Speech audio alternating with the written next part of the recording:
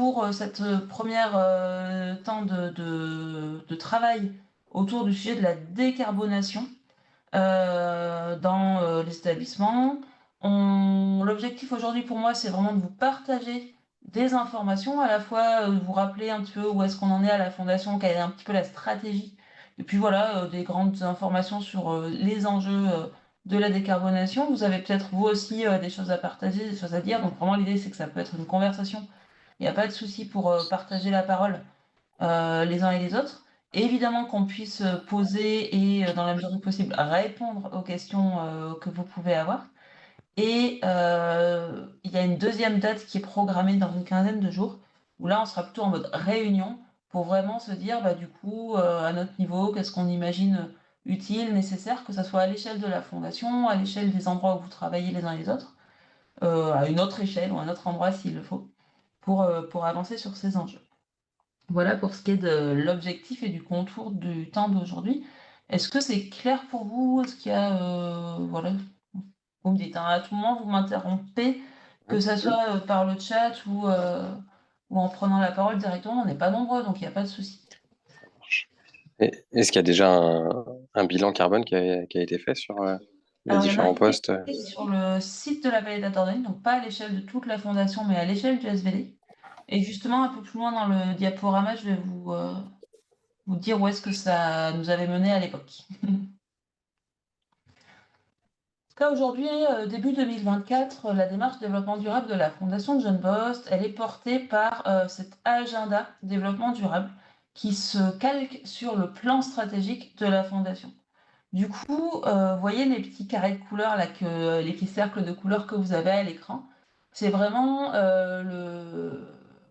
la manière dont sont présentés, et ça vaut en France, même dans le monde entier, les objectifs de développement durable qui sont les objectifs de l'agenda 2030.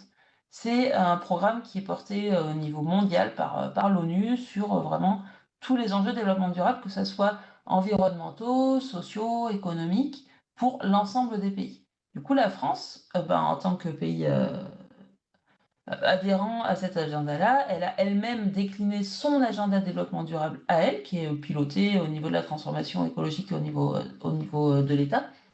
Et à la Fondation John Boss, le conseil d'administration a décidé d'inscrire le nouveau plan stratégique, pareil, sous le chapeau de cet agenda de développement durable. Et donc, le travail que j'ai mené avec la direction générale à la fin de l'année 2023, ça a été un petit peu de transposer cet agenda national pour nous, la Fondation, de se dire à quoi ça nous, qu'est-ce que ça nous évoque, à quoi ça fait référence et vers où ça nous mène. Juste pour vous montrer, mais vraiment, on ne va pas rentrer dans le détail, la feuille de route de la France pour l'agenda 2030, c'est le document que là, vous voyez la page à droite. Donc, notre plan stratégique à nous, notre conseil d'administration à nous, nous dit notre plan stratégique s'inscrit dans cette feuille de route. Et donc, cette feuille de route, qu'est-ce que c'est? Là, vous l'avez la version courte en 4 pages. C'est ce programme de l'ONU de l'agenda 2030 pour construire ce développement au niveau mondial. En France, du coup, c'est traduit comme ceci, avec des grands axes de travail autour de la transformation des modèles de société, autour de l'éducation, la santé et le bien-être. Vous voyez, c'est un axe, l'un des 6 axes de travail de la feuille de route. La participation citoyenne, tout ce qui va être les partenariats au niveau européen, au niveau international. Alors ça nous touche un petit peu moins à notre niveau. Et puis, j'aurais pu commencer par là, agir pour une transition juste. Pour nous qui sommes dans une activité à but social, évidemment, c'est un enjeu qui fait très fortement écho au but de notre activité aux uns et aux autres. Donc ça, c'est vraiment la feuille de route française pour l'agenda 2030, objectif de développement durable. Tout ça, c'est des choses qui sont très intéressantes, mais la question, c'est de se dire comment on traduit, quel lien on fait, nous, au sein de la Fondation. Et donc, c'est là-dessus que j'ai un petit peu interpellé, une fois que le plan stratégique a été écrit par le conseil d'administration, moi, je suis revenue vers le comité de direction de la Fondation pour décider ensemble vers quoi on avait envie d'aller ensemble. Ça, c'est la dernière page voilà, de cette feuille de route. Donc, vous avez un site internet, toutes les références, je les redonnerai, qui s'appelle agenda2030.fr, où il y a des ressources de tout ce qui a été mené pour transcrire l'agenda mondial dans une feuille de route au niveau français. Depuis quelques années, enfin depuis après le Covid, on a un tout petit peu changé de référentiel en France. Aujourd'hui, on parle beaucoup du programme France Nation Verte, on parle beaucoup de la planification écologique. C'est un petit peu notre grille de lecture, tout s'accroche, tout est attaché au même endroit. Donc moi, du coup, ce que je vous propose, c'est qu'on joue un peu sur les 2 tableaux. Mais la grille des ODD, elle est intéressante parce qu'elle met vraiment au même niveau les enjeux environnementaux, bêtement environnementaux, et les enjeux de transformation sociale. Et ça, c'est quand même très parlant pour nous dans une institution comme la nôtre. Pour recontextualiser un petit peu, alors ce diapo, je la garde dans toutes les présentations que je fais aujourd'hui sur l'agenda développement durable, parce que je trouve elle pose bien le sujet. C'est une vision du 2 octobre 2023, donc c'était les prévisions de ce jour-là en termes de température. Le 2 octobre 2023, 18 heures, c'est le 3 octobre que l'agenda 2030, tel que je vous le présente avec ces 6 grandes ambitions pour la Fondation John Boss, il a été adopté par le comité de direction de la Fondation. Donc on est vraiment à date. Et donc le 2 octobre dernier, il faisait 33 degrés à Bordeaux, où je suis aujourd'hui, ce qui est quand même beaucoup pour un mois d'octobre. Voilà, on était sur cette fin d'été 2023. Alors l'année 2023 a été en moyenne moins chaude que l'année 2022, par exemple, en France. Pour autant, on a eu vraiment une espèce de queue de comète entre la fin août et la fin octobre, où il a fait particulièrement chaud. Donc oui, le climat change, et oui, c'est quelque chose qui était ce jour-là très perceptible physiquement par les personnes, de se dire, bah tiens, vraiment là, effectivement, on ressent qu'on est dans un contexte météo un peu particulier, alors plutôt confortable. C'est assez sympa d'avoir chaud comme ça en début d'automne, mais c'est presque trop, parce que 30, ça commence déjà à faire chaud, quoi. Effectivement, on constate sur les années qui viennent de s'écouler une hausse des températures qui est réelle et qui est ce qu'on appelle le phénomène du changement ou du réchauffement climatique. Vous voyez sur le graphique de gauche, évidemment, il y a plein de traits, on ne va pas rentrer dans le décryptage, mais le trait noir foncé, c'est celui qui nous disait sur l'année 2023, aujourd'hui on pourrait l'avoir un peu plus à jour, où on en était de l'écart à la moyenne des températures relevées, températures atmosphériques. Donc le trait jaune, c'était l'année 2022. L'année 2022, c'est celle des incendies en Gironde, c'est celle où, pour le coup, il y a eu plusieurs épisodes caniculaires assez importants en France.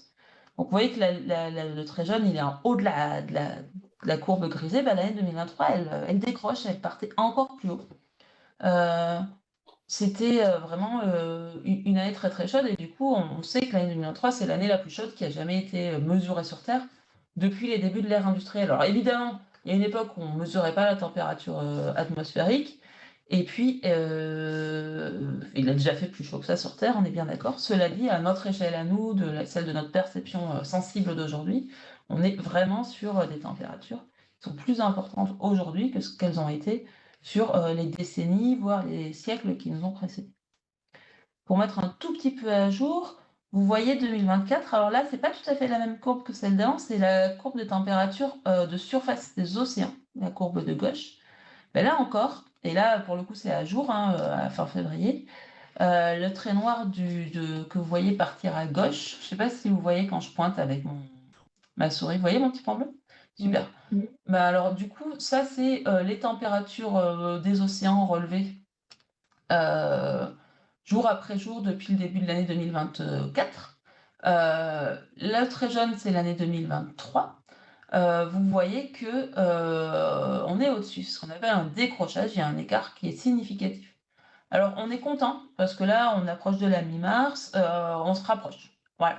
Le trait noir et le trait jaune là, ils sont en train de se recoller. On se réjouit de se dire que visiblement, en tout cas là depuis quelque temps, et certainement du fait de phénomènes beaucoup plus complexes que juste des petits écarts de température, on va peut-être réussir sur les prochaines semaines et les prochains mois à re-rentrer dans un écart qui soit moins, comment dire, moins spectaculaire. Toutefois, évidemment, on est en haut des courbes, évidemment, on est sur une trajectoire de réchauffement. Vous voyez à droite, là, depuis un an en France, donc sur les 365 derniers jours, 307 journées ont été plus chaudes que la moyenne des températures mesurées sur les années de 71 à 2000.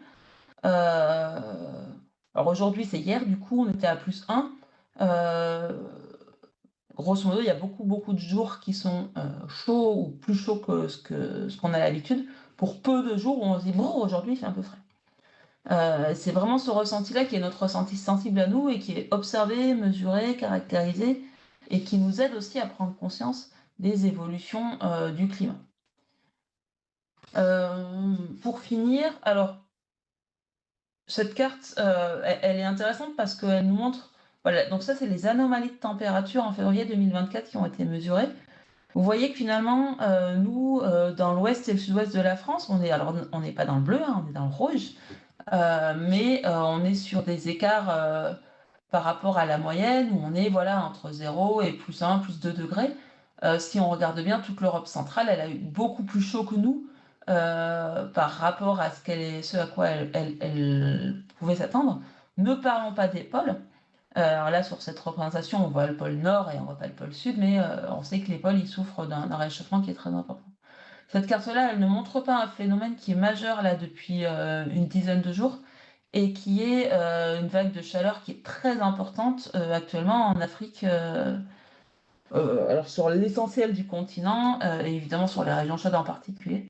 Voilà, on rentre peut-être chez nous dans des températures qui sont plus dans les normes. Pour autant, il y a d'autres endroits du monde sur lesquels c'est pas le cas. Et finalement, c'est ça qui est intéressant avec le phénomène du réchauffement climatique à noter, c'est que c'est un phénomène qui est mondial. Et du coup, on est loin d'être les seuls à être touchés. Et finalement, quand les uns sont dans les normes, les autres le sont moins. Donc ça, c'est pas très réjouissant comme représentation. Et puis pour finir, celle-ci non plus, elle est pas très réjouissante, mais elle est vraiment très importante à avoir en tête. Dans la manière dont on va penser ce qu'on va faire aujourd'hui, c'est parce qu'on va penser ce qu'on fait aujourd'hui, non seulement pour à peu près vivre confortablement maintenant, mais surtout pour construire quelque chose qui tienne dans la durée.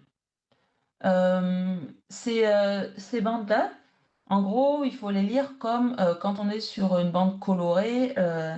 Elle, implique un réchauffement, alors plus ou moins important, par rapport à une moyenne. Quand on est sur du vert ou du bleu, ben, on est plutôt dans le plus frais. Quand on est sur du jaune, voire du orange, voire du rouge, on est plutôt dans le plus chaud.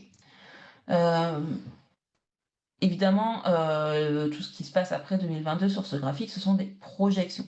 Des projections qui sont faites en fonction de ce qu'on estime être l'avenir des émissions de gaz à effet de serre en France, qui sont, j'en parle juste après, en France et dans le monde, hein, qui sont la cause de ce réchauffement climatique dont on vient de parler.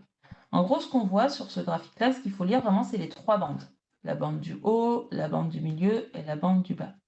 Sur la bande du bas, on imagine qu'est-ce qui se passerait au niveau du climat, et on mesure évidemment, on modélise en tout cas, si on arrivait au niveau mondial à entraîner une forte baisse des émissions de gaz à effet de serre. Comme vous le voyez, cette bande du bas, elle est quand même très dans des couleurs jaune, orange clair, un petit peu de vert. Mais grosso modo, si vous lisez bien cette bande de couleurs, par rapport à ce qu'on voit avant 2022, on est quand même moins vert, on est quand même moins bleu. C'est vraiment comme ça qu'on peut l'interpréter de façon très rapide. Le réchauffement, il est là. Le 1,5 degrés qui était l'accord de Paris, qui était ce qu'on espérait réussir à tenir au niveau mondial en 2015 lorsque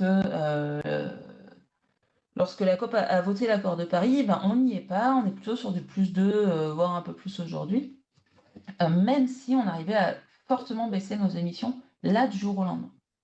Sur la courbe du haut de ce graphique, c'est celle de la poursuite du comme aujourd'hui, du business as usual, on continue à augmenter la production, on continue à augmenter les émissions de gaz à effet de serre.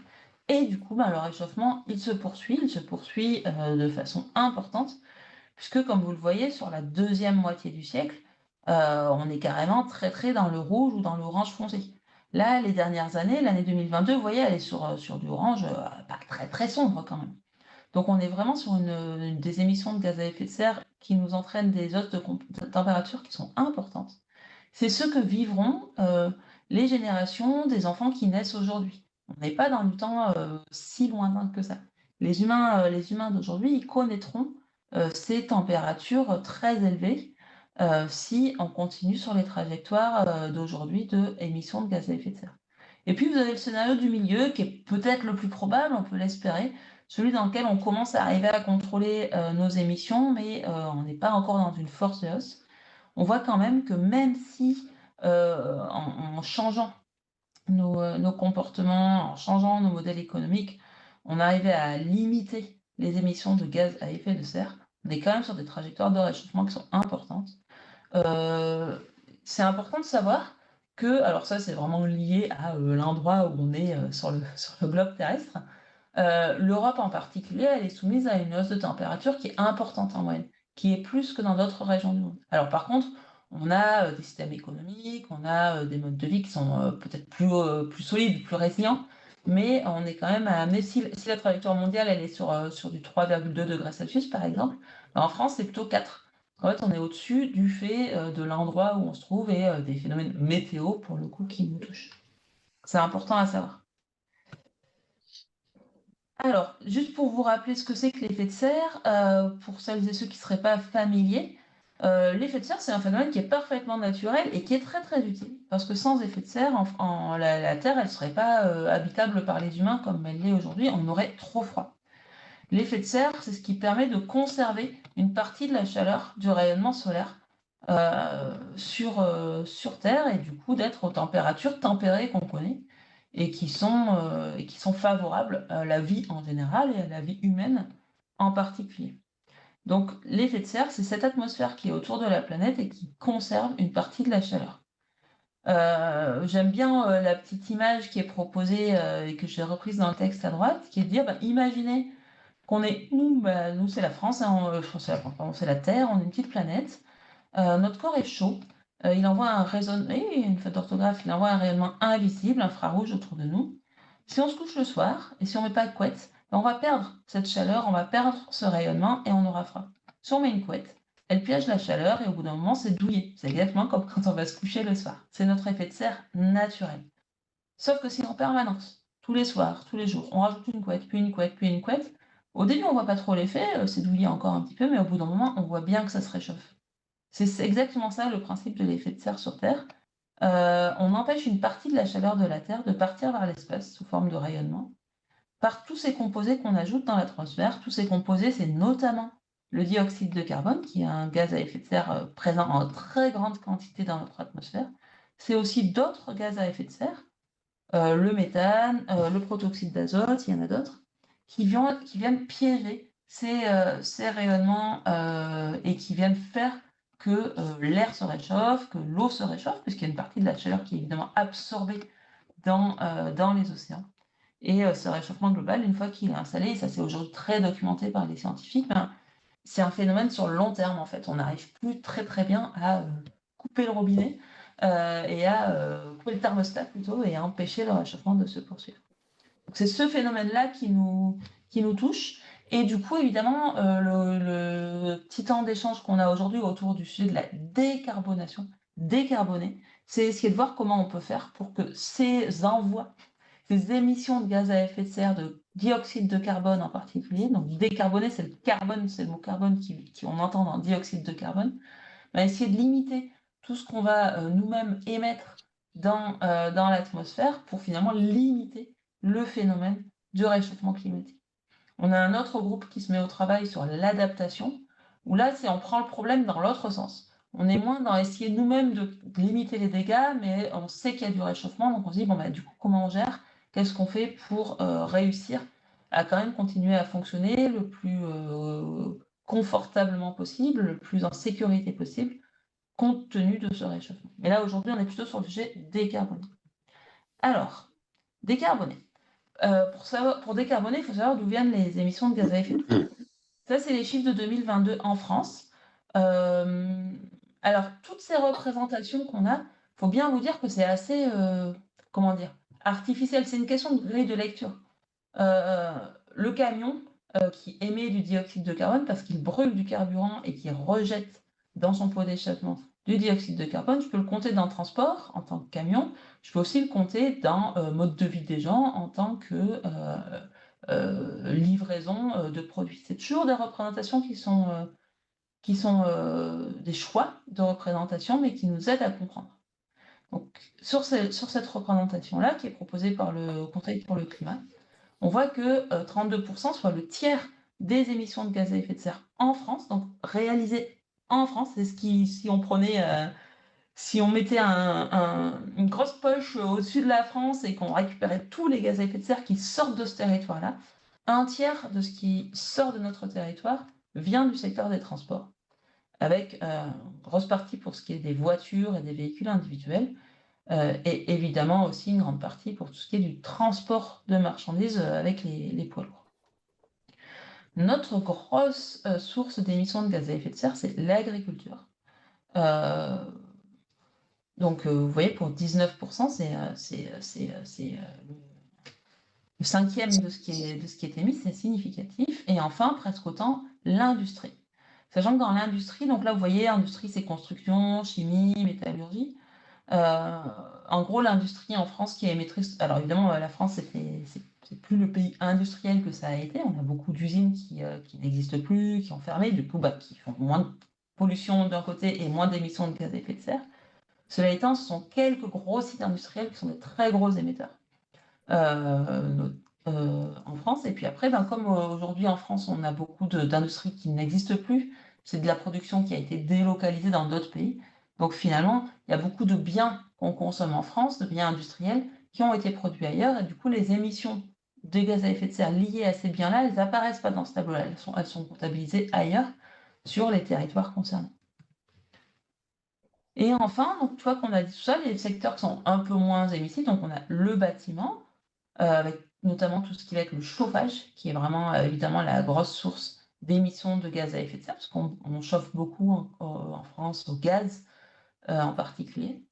La production d'énergie, la production d'énergie, hein, c'est les centrales qui fabriquent de l'énergie. Alors, les centrales nucléaires, elles émettent peu de gaz à effet de serre, même si elles en émettent un petit peu. Et puis, il y a d'autres centrales. On a encore des centrales qui fonctionnent au charbon ou au fioul, par exemple.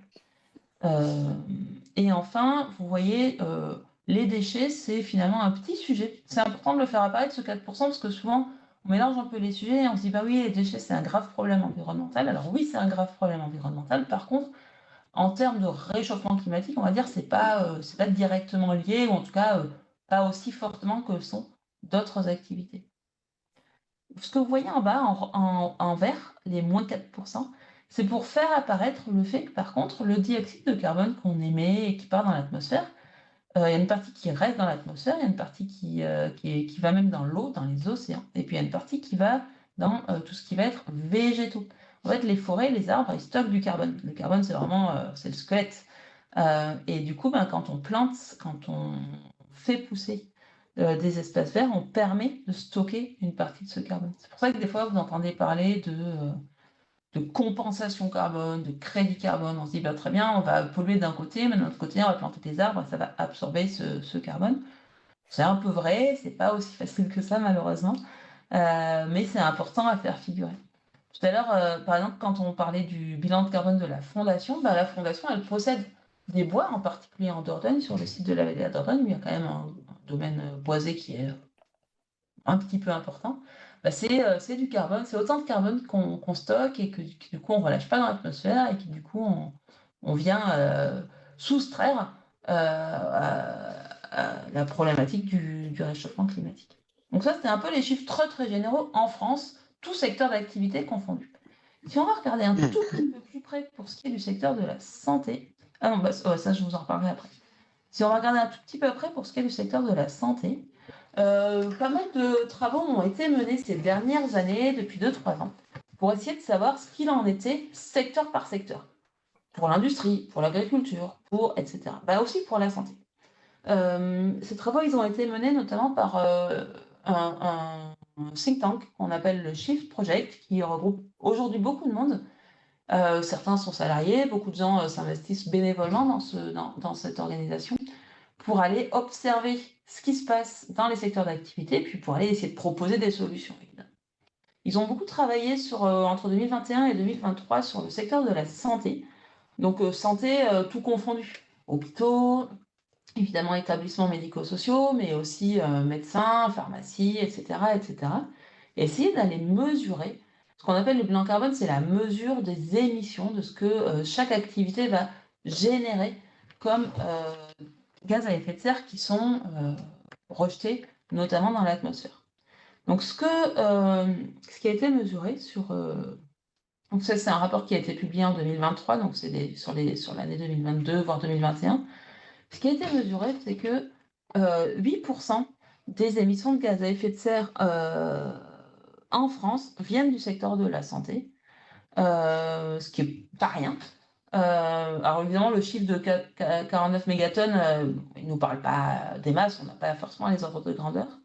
Mais ce 8%, il parle davantage pour la France, dont 85% d'émissions indirectes. Alors les émissions directes ou indirectes, en fait, en émissions directes, on va être vraiment sur, on brûle de l'énergie, ça rejette du dioxyde de carbone. Les émissions indirectes, ça va être, on consomme de l'alimentation. Pour produire cette alimentation, ça émet du dioxyde de carbone. Mais quand moi, je mange mon repas, évidemment, c'est pas directement qu'il y a des émissions. Donc c'est là qu'on parle de direct ou indirect. Donc dans notre secteur d'activité, on est plutôt sur une grande majorité d'émissions indirectes. Et pour le secteur de la santé en général, la question des médicaments et des dispositifs médicaux, c'est 50% des émissions de gaz à effet de serre, donc c'est très important pour le secteur de la santé. Vous verrez tout à l'heure que pour le secteur de l'autonomie, qui est plutôt le nôtre, on n'est plus sur les mêmes ordres de grandeur, évidemment, parce qu'on est par rapport à un hôpital et à un bloc opératoire, on n'a pas du tout, encore heureux, le même impact. Mais voilà, ça c'est vraiment les premiers chiffres qu'on a eu qui étaient sectorisés pour la santé et qui nous aident à savoir un peu mieux où on met les pieds. La représentation d'après, elle le montre un tout petit peu plus en détail, puis elle vous aide à comprendre qu'est-ce que c'est c'est quoi cette histoire de bilan carbone. Donc vous voyez les colonnes en orangé à gauche, c'est ça qu'on parle d'émissions directes liées enfin d'émissions directes de gaz à effet de serre. C'est les scopes 1 et 2. Scope, ça veut dire périmètre.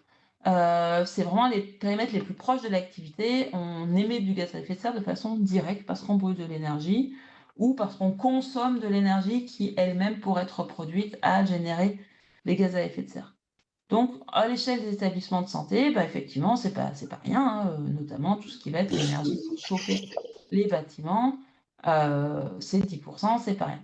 Mais après, on voit bien, pour le secteur de la santé, hein, j'en reste là, que l'achat de médicaments, l'achat de dispositifs médicaux, c'est 50%, c'est beaucoup. Puis derrière, alimentation, transport des usagers et des visiteurs, immobilisation, c'est-à-dire tout ce qui est investissement dans les bâtiments en particulier, voilà d'autres postes qui sont émetteurs de gaz à effet de serre dans le secteur de la santé. Ce travail qui a été mené par le Chiffrec, il est hyper important parce que du coup, sur cette base-là, aujourd'hui, on a vraiment les hôpitaux qui commencent à se mettre au travail, qui recrutent, qui agissent, qui créent des plans d'action pour essayer de réduire leurs émissions de gaz à effet de serre. Et puis, à côté de ça, on a au niveau national un travail qui se met en place pour essayer d'aller mesurer de plus près le bilan carbone des médicaments, parce qu'évidemment, l'industrie pharmaceutique, elle communique de façon pas très très volontariste les chiffres qui correspondent aux produits qui sont vendus, mais c'est hyper important qu'on sache et qu'on sache dans les produits qui sont utilisés, puisqu'on est sur des tels ordres de grandeur, bah, lesquels ont des impacts carbone qui sont plus importants. Ça aidera aussi à faire des choix par rapport à l'utilisation de ces produits. Voilà, il y a un vrai levier quand vous avez deux substances actives qui auraient le même bénéfice pour les patients, par exemple, bah, si demain on est capable de choisir laquelle a un bilan environnemental qui est meilleur, ça permettra de guider les choix. Aujourd'hui, c'est des choses qui sont très obscures, mais il y a des travaux qui se mettent en place, qui sont pilotés par l'assurance maladie et par l'ANSES et qui permettent d'aller faire avancer un peu le sujet.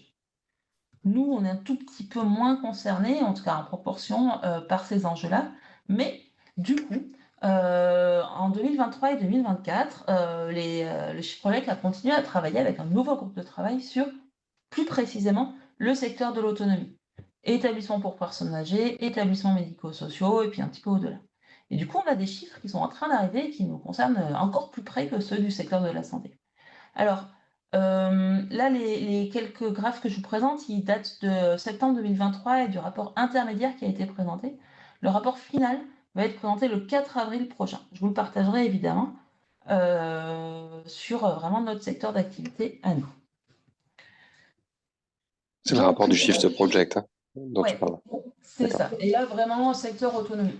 Parce que l'ADEME a dû faire des travaux là-dessus. Alors en fait, si tu veux, toute la dimension bilan carbone et tous les ordres de grandeur qui sont donnés par l'ADEME, ils sont très généraux. Et là, finalement, on a repris ce travail-là pour cibler sur un secteur plus spécifique, enfin sur plein de secteurs plus spécifiques d'ailleurs. Donc c'est vraiment dans une collaboration étroite, mais l'ADEME aujourd'hui, elle n'a pas les moyens d'aller continuer l'analyse. Et du coup, c'est là qu'il y a un relais qui est pris par des organisations qui poursuivent. C'est le pas d'après. C'est le pas d'après. Si tu vas L'AD sur le rapport bilan carbone, établissement de santé et médico-sociaux, on est sur des données qui sont encore très généralistes. Et là, elle on a- est vraiment sur le pas suivant, quoi. L'ADEME, elle a peut-être pas les moyens au niveau analyse, mais par contre, au niveau du poids législatif et tout ça, elle aurait des leviers pour le coup à imposer aux établissements, enfin, bon, des normes à mettre en place, etc. C'est bien l'ADEME qui agirait sur ce genre Alors, de le, travaux. le- l'outil bilan carbone qui a été développé dans les années 2000, clairement par l'ADEME, au sein de l'ADEME, à l'époque par Jean Covici qui travaillait chez eux, il est toujours aujourd'hui en lien avec cette instance nationale, puisque l'ADEME, elle garde la main sur la base de données qui permet de calculer les bilans carbone. Pour autant, aujourd'hui, il est porté par une association qui est séparée, qui est distincte de l'ADEME, qui fait notamment de la formation pour que les personnes qui font des bilans carbone, elles restent habiles avec cette méthode de calcul. Et puis surtout, vraiment la déclinaison, la sectorisation pour aller plus loin de chiffres qui sont très généraux, qui sont dans la base carbone aujourd'hui, vers des indicateurs qui sont plus précis secteur par secteur. Là, pour le coup, ça a vraiment été piloté par toute une multitude d'acteurs. Le Shift en a fait beaucoup au niveau de secteur, mais c'est pas le seul. Et aujourd'hui, on va dire que c'est plutôt... Là, aujourd'hui, c'est clairement la CNSA qui reprend la main sur le sujet médicaments, par exemple.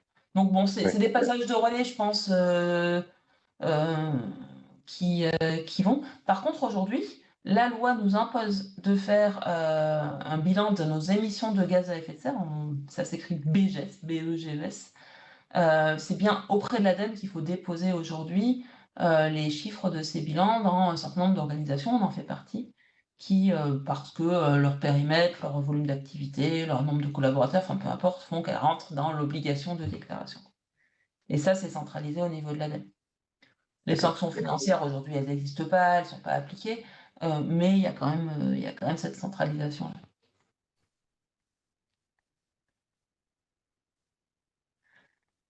Les enjeux pour notre secteur d'activité, climat, santé, évidemment, c'est le fait que une dégradation des conditions de vie, notamment avec tout ce que porte le changement climatique, elles vont faire vont augmenter les risques pour la santé et vont faire une vraie dégradation de la santé des populations. Pour soigner et accompagner les personnes, on va avoir besoin de davantage de ressources. Si on a besoin de davantage de ressources, on va accroître la pression sur les ressources naturelles. Si on accroît la pression sur les ressources naturelles, on dégrade l'environnement de vie des personnes. Ce faisant, on dégrade la santé et c'est cette espèce de cercle vicieux qu'il faut évidemment réussir à rompre. C'est là que beaucoup d'acteurs s'accordent pour dire que le secteur de la santé, il a un rôle important à jouer par rapport à tout ça, parce que s'il est, comme tous les autres, contributeur et s'il fait partie du problème, il fait aussi partie de ceux qui vont être en première ligne pour gérer les conséquences de ces dégradations environnementales, qui sont déjà en première ligne pour les gérer, et du coup, certainement aussi en capacité d'être en première ligne pour construire les solutions. En tout cas, c'est ce qu'on espère, parce que la vulnérabilité des personnes qu'on accompagne, elle est très importante, évidemment, de façon générale, elle est aussi face à ces événements météorologiques difficiles. Euh, Elle est aussi du fait des impacts sur la santé mentale des personnes qu'on documente aujourd'hui de ces crises écologiques et environnementales. Du coup, on a un vrai intérêt à agir dans nos établissements par rapport à ces impacts sur le climat et au-delà. Les premiers chiffres que nous... Pourquoi ça ne change pas? Voilà, pardon, excusez-moi, ça a changé un peu trop vite. Donne le rapport intermédiaire du Shift Project sur les émissions du secteur de l'autonomie et qu'on aura plus à jour d'ici peu. C'est, si vous vous rappelez tout à l'heure, le tableau que je vous ai présenté qui avait un petit peu la même allure. On avait pareil en jaune orangé sur la gauche les émissions directes qui sont liées notamment aux consommations d'énergie pour le chauffage des bâtiments, donc qui sont importantes. On était à 9%, là on est à 14% pour secteur de la santé, secteur de l'autonomie. Par contre, là vous avez la grande barre à 27% ici, tout à l'heure on avait une grande barre autour du médicament. Ici, le médicament et les produits de santé, ils sont moins impactants, puisque en volume, d'une part, on n'est pas sur les mêmes volumes, et surtout on n'est pas sur les mêmes substances. Par contre, c'est clairement l'alimentation qui devient le gros poste d'émission de gaz à effet de serre dans le secteur de l'autonomie.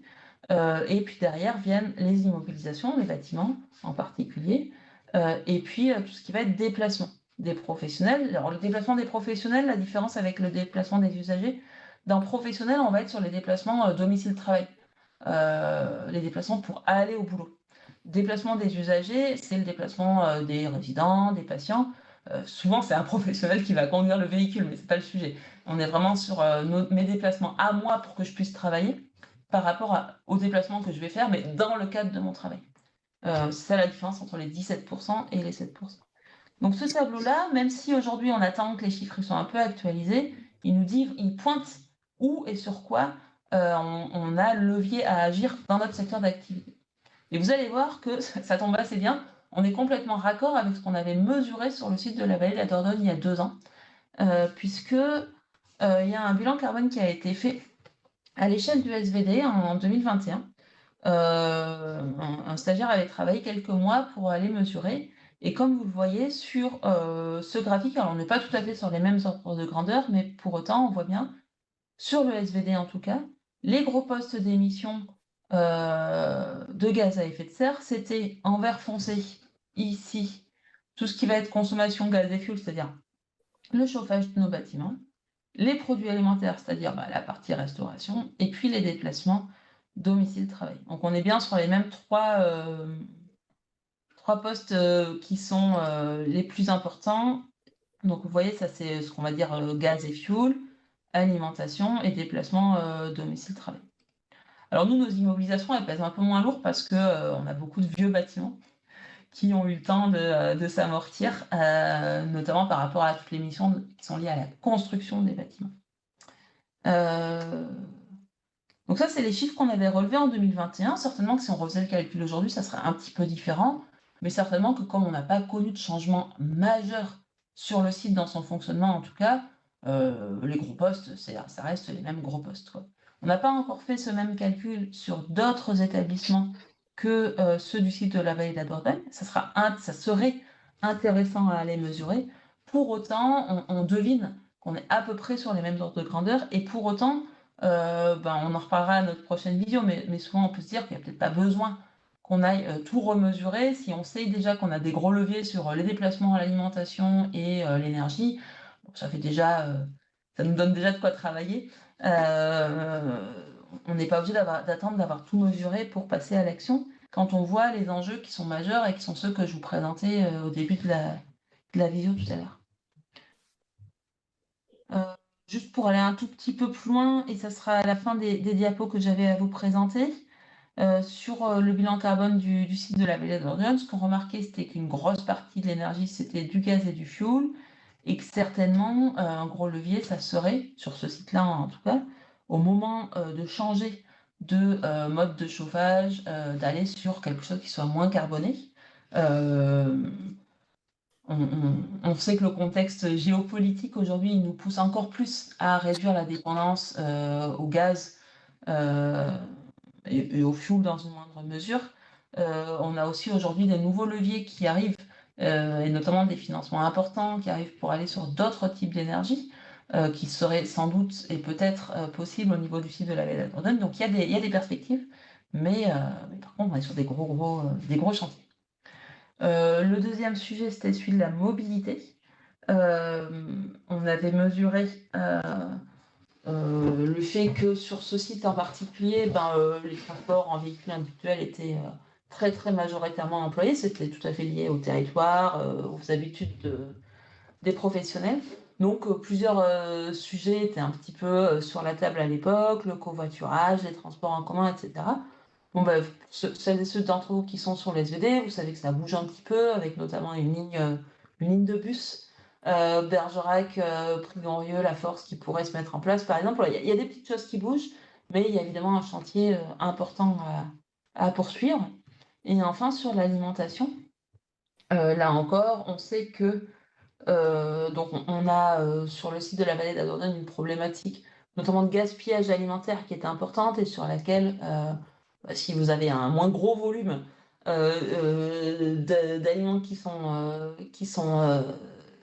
rentrent dans le circuit, vous aurez de fait mathématiquement un moins gros volume d'émissions de gaz à effet de serre qui seront associées. Et puis on a des leviers autour d'une alimentation moins carbonée. C'est une alimentation qui en particulier, vous le voyez à gauche là, qui consomme moins de viande, et en particulier moins de viande de bœuf et d'agneau.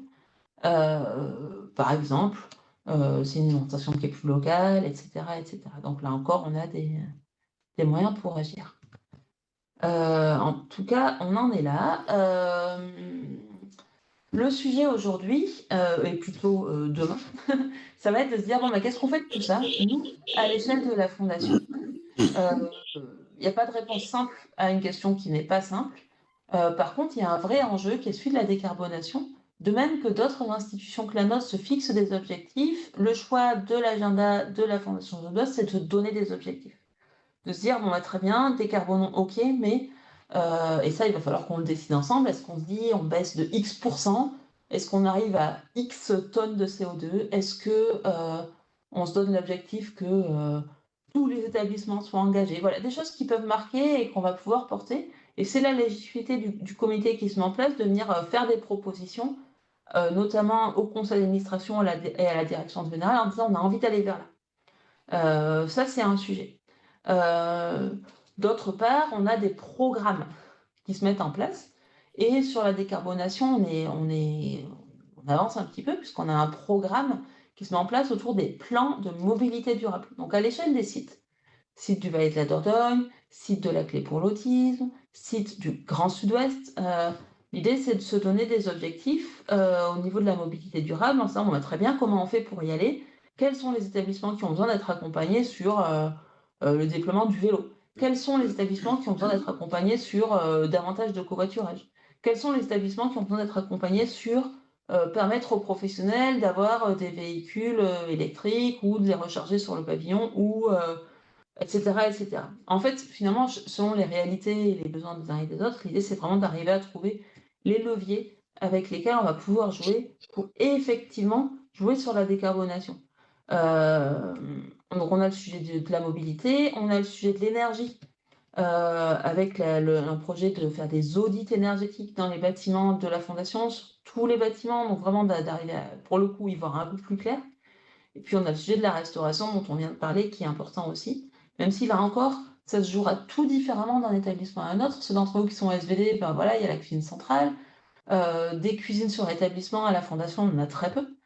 Très souvent, on travaille avec des sociétés qui interviennent en prestation, donc c'est pas le même chemin pour arriver à un résultat, mais il y a des chemins à suivre de tous côtés. Donc c'est un peu tout ça qu'on va mettre dans le sujet décarbonation. Et c'est un peu pour ça que moi, je me réjouis d'avoir du monde pour réfléchir ensemble. L'idée, c'est évidemment pas que nous, à notre petite échelle, de notre petit comité, on vienne tout piloter, tout savoir pour la Fondation, mais c'est que d'une part, on partage des idées et ça, ce sera toujours bienvenu, et surtout que je puisse vous rendre compte de ce qui se passe sur les établissements, de ce qui se fait par-ci, par-là, et voilà, qu'on ait un petit peu des usagers, des professionnels qui représentent les différents établissements, qui soient au courant, qui puissent donner leur avis, qui puissent être relayés. Bref, que ce sujet-là, il ne soit pas que dans les mains des directions techniques ou stratégiques de la Fondation, mais qu'il soit vraiment partagé avec celles et ceux qui vivent le truc au quotidien, quoi. C'est vraiment l'intention de ces comités-là. Là, pour démarrer, voilà, il y a un rythme un peu plus soutenu, avec 2 visios qui s'enchaînent, histoire d'eux. Mais après, mon but, c'est pas de vous sursolliciter et que toutes les semaines, on ait des temps ensemble. On l'aura peut-être parce qu'on aura des projets qu'on aura envie de mener ensemble, et ça, je m'en réjouis. Mais sinon, c'est plutôt que je puisse régulièrement vous tenir au courant de ce qui se passe, de comment ça avance. Et puis, qu'on organise cet événement, cette journée de rassemblement, où on soit un peu plus nombreux et on vient un peu donner d'énergie et d'allant à nos ambitions autour du climat, de la biodiversité, de la transformation écologique dans son ensemble. Voilà. Ça, Ok. c'était la conclusion du rapport du Haut Conseil pour le climat de l'année dernière, que je trouvais intéressante. Alors, j'aime bien le petit dessin que ça représente, et puis vraiment de dire, bon, bah, acter l'urgence, ok, on a vu, il y avait un sujet, c'était important, on a envie d'agir, et ça, je pense qu'à l'échelle de la Fondation, j'ai rarement discuté avec des personnes qui étaient vraiment contre. Mais par contre, c'est engager les moyens, c'est de se dire, ok, nous, à notre échelle, comment et où on peut agir. Et là, il faut... alors, voilà, ça concerne tout le monde, mais c'est surtout, c'est important que tout le monde puisse donner son avis et qu'on s'aide les uns les autres à prendre les bonnes décisions pour que bah, ceux qui peuvent et qui doivent agir le fassent. Je vais quitter Merci. le partage d'écran pour vous revoir. Est-ce que certains parmi vous voudraient poser des questions euh, Oui, oui, oui. avant qu'on se quitte? Il est déjà 11h24, donc on ne durera pas trop, on poursuivra la prochaine fois, hein, bien sûr. Merci pour ta présentation, Elisabeth. Avec plaisir. Plein de questions, des sujets importants. Je vais prendre un sujet très concret parce que tu voulais des retours de terrain et des questionnements par rapport à ce qui s'y joue. Euh, on est au plateau technique sur le SVT, une équipe qui a pas mal évolué, un bâtiment qui devait être détruit, dont la signature de la destruction avait été signée, etc. Colin Ford nous retranscrit pas mal les évolutions des débats autour de ça, de notre bâtiment, en fait, hein, de l'endroit où on travaille. Et du coup, bah, cette destruction étant actée, il est prévu de reconstruire. Et alors, de reconstruire quoi, où, comment, avec qui, un très gros pôle ambulatoire, avec le centre de santé, etc., ou pas. Bref, qui bouge, où on bouge, comment, voilà. Et du coup, je ne sais pas si la question du bilan carbone autour de cette réflexion-là est posée. Est-ce qu'il y a effectivement eu la question d'un audit énergétique? Parce qu'on sait que construire du neuf, c'est très, très coûteux sur le plan énergétique, c'est très émetteur sur le plan carbone. Euh, pour avoir quoi au final? Parce que enfin, c'est toujours la question du bénéfice-risque en quelque sorte. Nous, au niveau du soin, ça se passe comme ça, mais là, je trouve que c'est un peu pareil.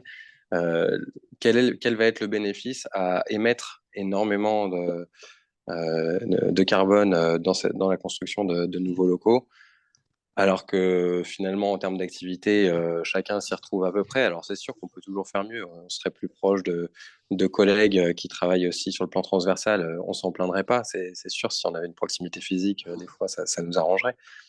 Mais est-ce que vraiment la question doit se poser sous cette forme-là, vu l'urgence et l'état, de- vu l'étendue des problématiques liées à nos émissions?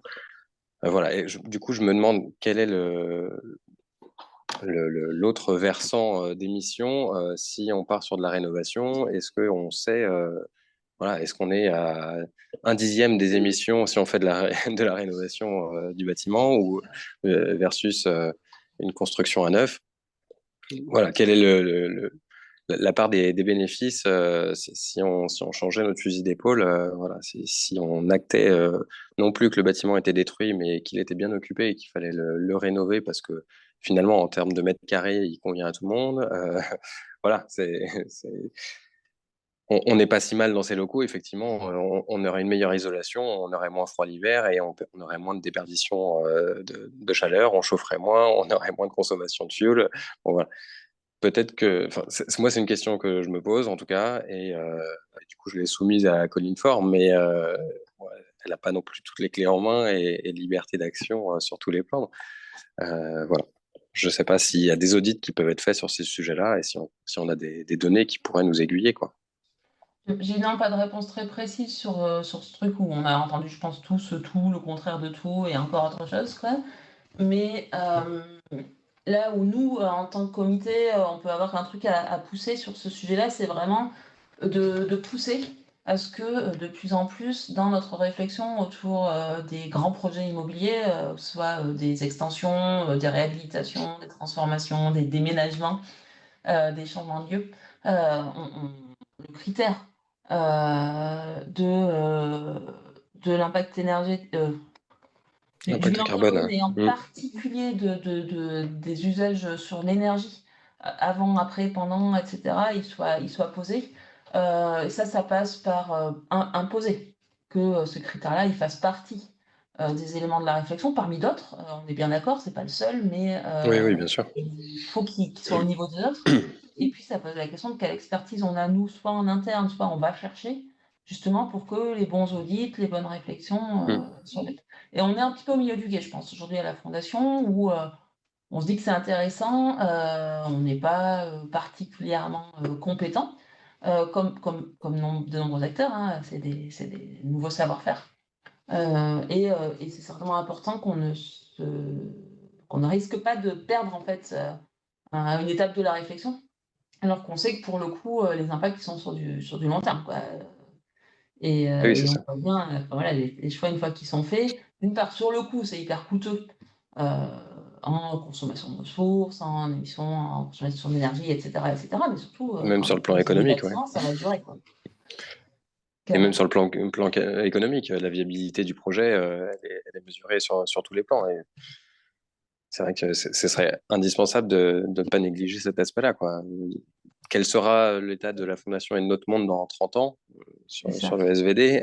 Quelle sera la fréquentation des patients? Est-ce que c'est toujours nécessaire d'avoir un bâtiment de 1000 mètres carrés tout neuf dans 20 ans? On ne sait pas le dire. Et voilà, l'axe, le plan stratégique, il fournit un plan sur 5 ans, je crois, ou quelque chose comme ça, 4-5 C'est ans. ça. Donc, c'est pas tout à fait les mêmes perspectives. Et du C'est coup, pas, voilà. le gouffre de consommation qu'on peut prendre avec ce genre de décision, c'est pas la même échelle de temps, quoi. Donc, voilà, effectivement, du coup, je sais pas quelle action on peut mener. Donc, moi, alerter au niveau de ma direction, c'est fait. Bah, après, euh, effectivement, faire intervenir un audit, je sais pas qui s'occupe de ces choses-là, Mm. pour dire il y a tel et tel. Alors, Colline nous en a parlé, hein, elle nous a dit qu'il y avait effectivement un audit qui devait être fait au niveau du SVD. Et alors, est-ce que les prises de décision vont être faites a posteriori par rapport à cet audit, ou est-ce qu'on va déjà acter qu'il va falloir déménager ou pas? Voilà. Peut-être qu'un des intérêts, justement, c'est que reconstruire, pourquoi pas, mais en réfléchissant à ces problèmes de carbone. Donc, si c'est pour faire un bâtiment un peu plus petit, parce que vous avez largement assez pour électrifier le chauffage et peut-être voilà, mettre des panneaux photovoltaïques, peut-être que C'est ça. même si à court terme, ça va dépenser beaucoup de carbone, tout ça, peut-être que sur le long terme, ce sera plus intéressant, je sais pas. C'est vrai. Ouais, tout à fait. Ouais.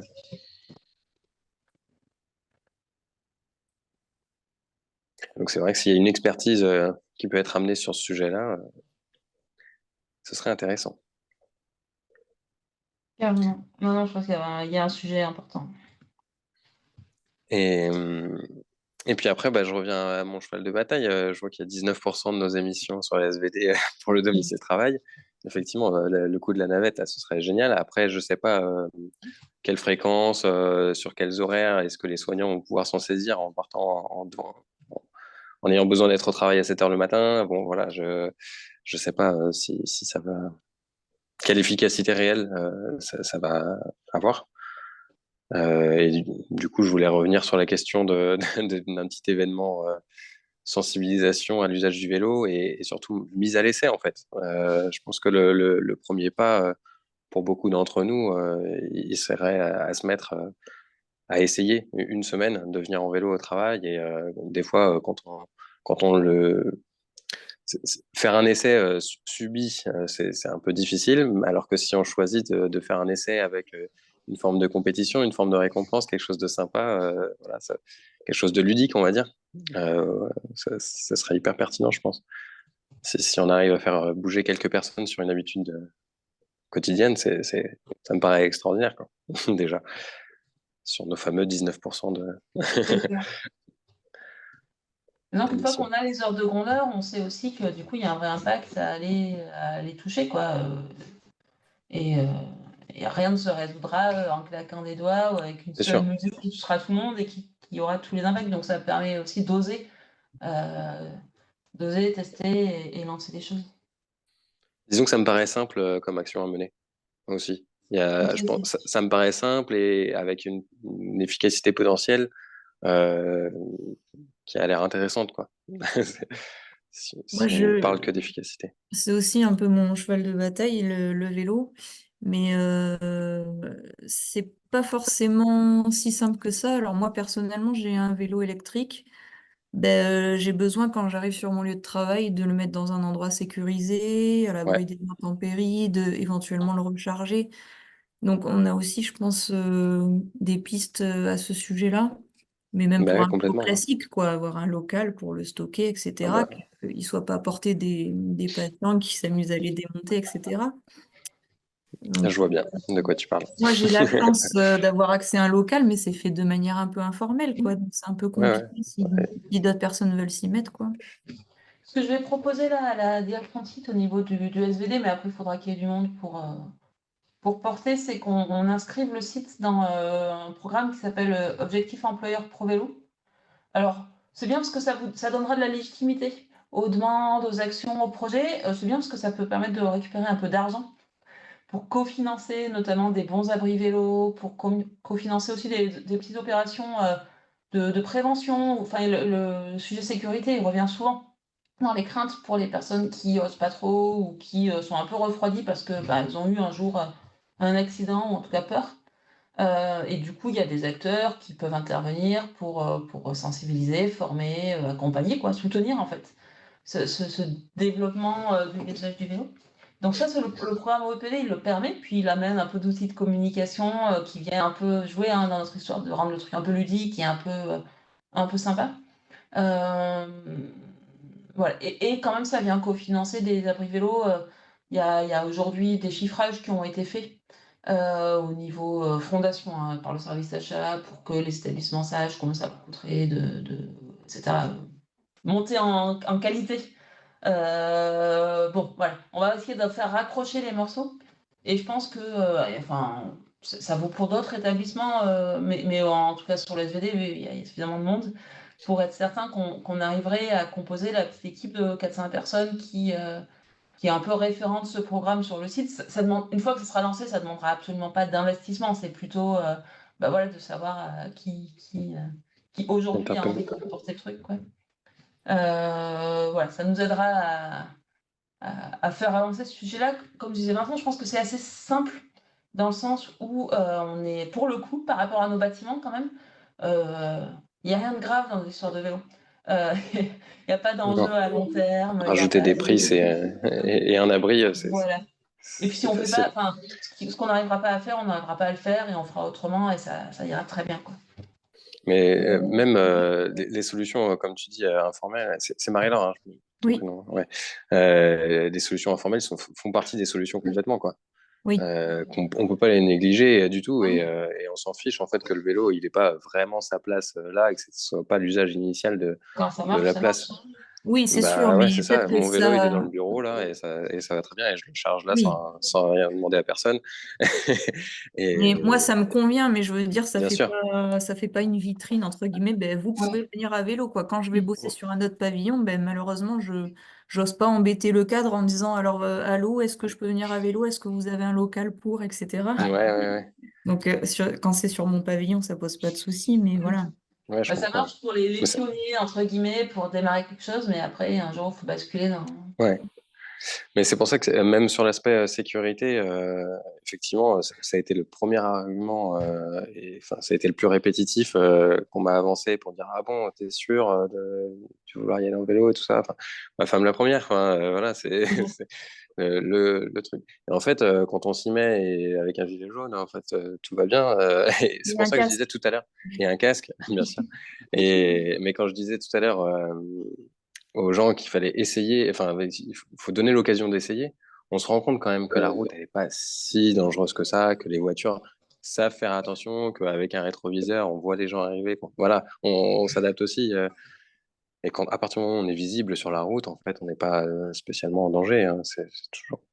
Bon, après, ça, c'est mon point de vue très personnel et je comprends qu'il y ait des gens qui aient peur, c'est pas la question. Hein.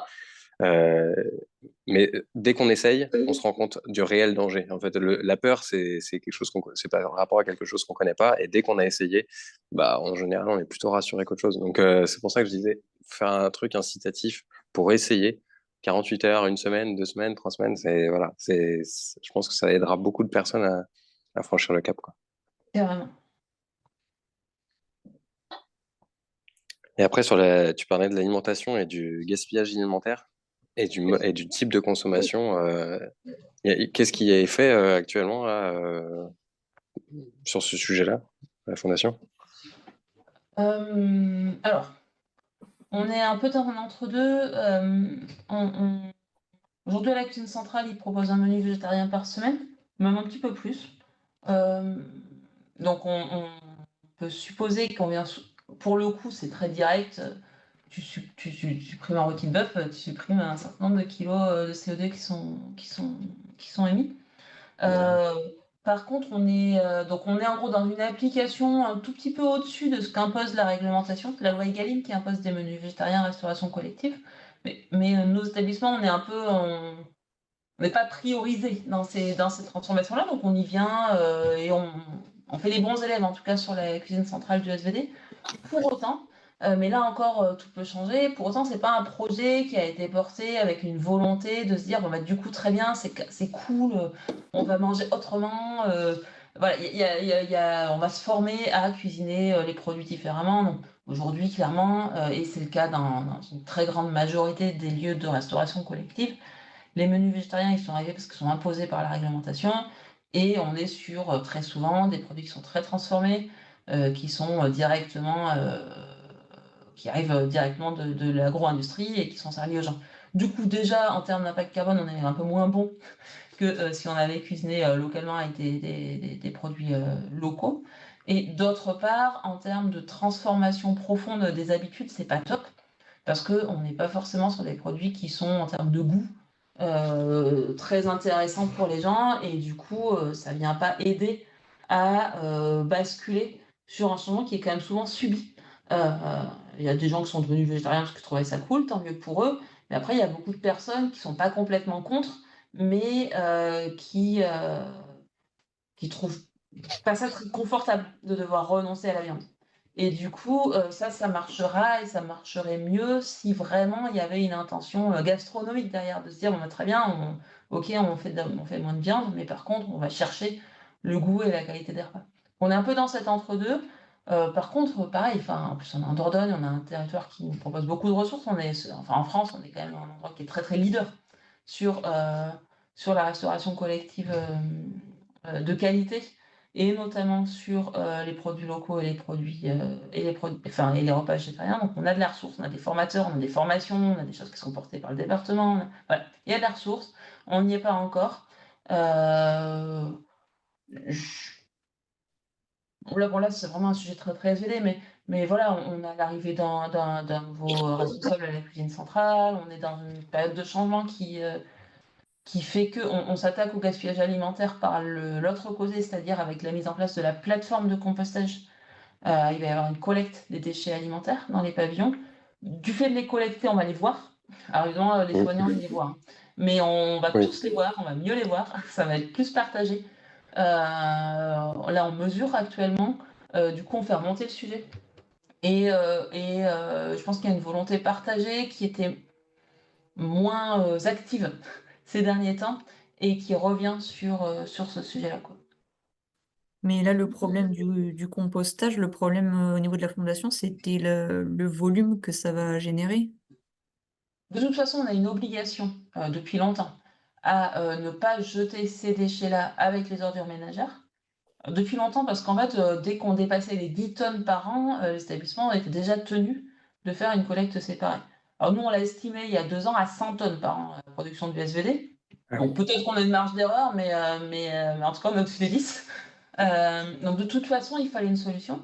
soit on paye un prestataire qui vient collecter, soit on se débrouille nous-mêmes, quoi. Et le choix a été fait de se débrouiller nous-mêmes, ce qui est un choix assez logique avec le territoire. D'une part, c'est un projet qui est mené en partenariat avec l'école, avec la MFR, etc., etc. D'autre part, on est sur un site qui a quand même beaucoup d'espaces verts, donc il y a des besoins importants en compost, en matière organique qu'on vient pour amender nos terrains à nous. Donc, puisqu'on a capacité à les produire nous-mêmes, le cercle, il est vertueux, il est assez facile, quoi.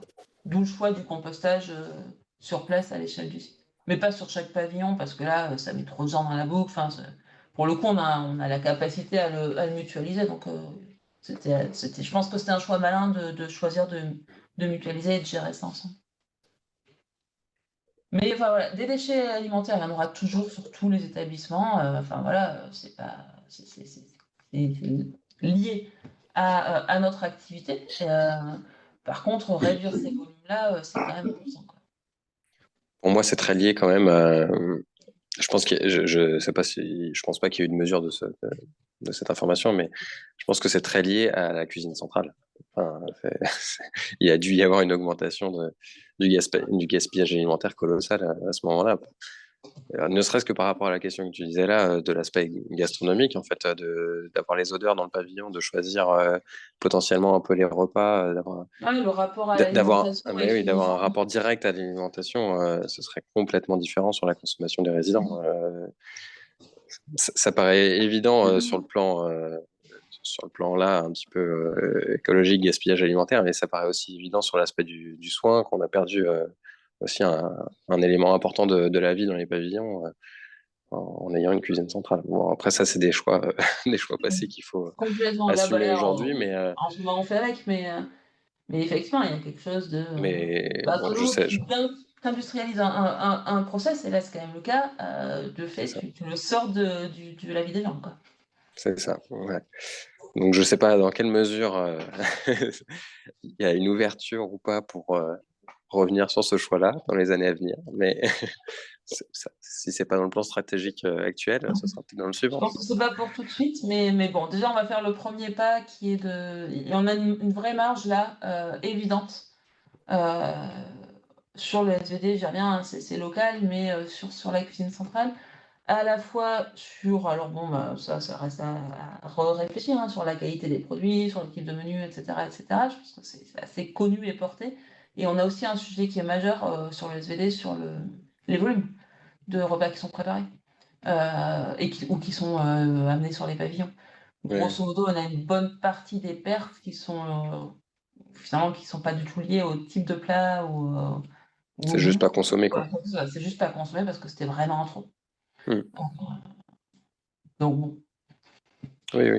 Oui, ça se enfin, rectifie assez je pense facilement, que ça. les gratins de salsifis, effectivement, sont pas toujours très réussis et peut-être sont très très jetés. Mais enfin, moi, j'ai jamais fait une semaine de pesée au SVD sans qu'on jette des frites, quoi. Et alors, vous me direz que les frites de collectivité sont pas top, mais enfin, grosso modo, les résidents, ils avaient l'air très contents de manger des frites. C'est juste qu'à un moment Oui, donné, il y a faim. il y en a trop, il y en a trop, ouais. C'est ça.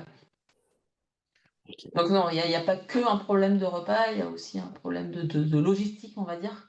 Et là, c'est un problème qui est très diffus, parce qu'en fait, c'est toute la chaîne qui dysfonctionne par petites touches. C'est vraiment la faute à personne. Et du coup, il Mhm. faut absolument que tout le monde se remette autour de la table pour réussir à améliorer les choses. Ok. C'est dans 2 semaines, du coup, la prochaine Oui, réunion? alors, je vais vous redire ça. Je vous ferai passer, du coup, le 28 mars au matin. Je vous ferai passer l'invitation à vous tous qui étaient là aujourd'hui, puis il y avait 2-3 personnes en plus. De toute façon, à tout moment, maintenant, ça lancera une conversation entre nous tous. Je vous mettrai aussi ce qu'on s'est dit aujourd'hui, quelques liens en plus, etc. Je ferai ça d'ici la fin de semaine, milieu de semaine prochaine. Et à tout moment, maintenant, on peut vraiment rebondir sur les échanges. Les dates de réunion, une fois qu'elles sont posées, elles peuvent aussi être modifiées en fonction des impératifs. Enfin voilà, il n'y a pas de. On, on démarre un travail, personne n'attend de nous qu'on soit à mi-avril avec tout bouclé, finalisé et tout propre. Au contraire, on est sur des chantiers de long terme, donc c'est assez frustrant, Mais du coup, profitons-en, au moins ça nous donne le temps de travailler correctement. Merci, Super. merci aussi Émilie. Merci à toi. Vous n'avez peut-être pas pu prendre la parole, mais merci d'avoir été là. Merci. Voilà, les éléments ils vont être partagés. Et puis voilà, on est au début. C'est un vrai plaisir de se dire qu'on est plusieurs à se regrouper. Et je ne doute pas que petit à petit, on sera rejoint par d'autres personnes, d'autres établissements. Il y a du monde qui me dit ouais, mais là, c'est pas le moment, je suis pas dispo, mais j'ai très envie, tenez-moi au courant. Et je pense que c'est pas juste une manière de faire passer le truc, c'est une vraie envie et on va se donner les moyens d'accueillir tout le monde dans la mesure des possibilités des uns et des autres. Et puis d'autres fois, ça sera d'autres qui seront plus dispo et vous qui le serez moins. Et c'est ça qui est chouette aussi. C'est à ça que peut servir une grosse institution. Merci à vous en tout cas et puis bonne Merci. journée à vous. Merci, bonne journée. Bonne journée. À Au revoir. bientôt.